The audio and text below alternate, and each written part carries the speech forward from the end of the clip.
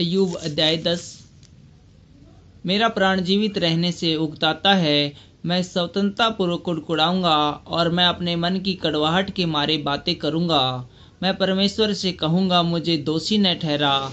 मुझे बता दे कि तू किस कारण मुझसे मुकदमा लड़ता है। क्या तुझे अंधेर करना और दुष्टों की युक्ति को सफल करके अपने हाथों के बनाए हुए को निकम्मा जानना भला लगता है?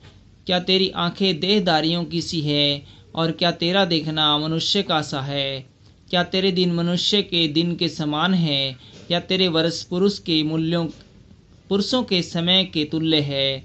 क्या तू मेरा अधर्म ढूंढता है और मेरा पाप पूछता है?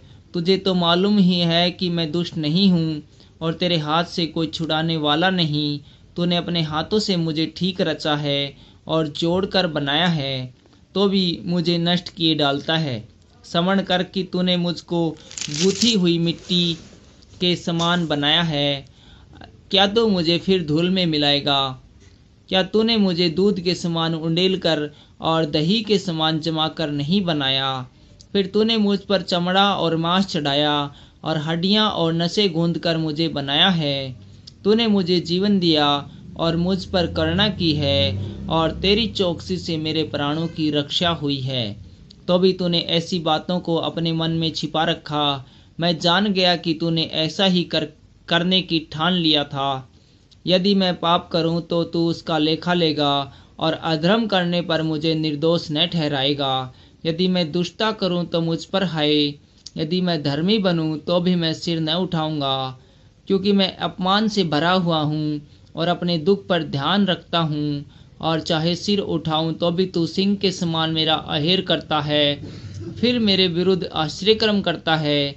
तू मेरे सामने अपने नए नए साक्षी ले आता है और मुझ पर अपना क्रोध बढ़ाता है और मुझ पर सेना चढ़ाई करती है।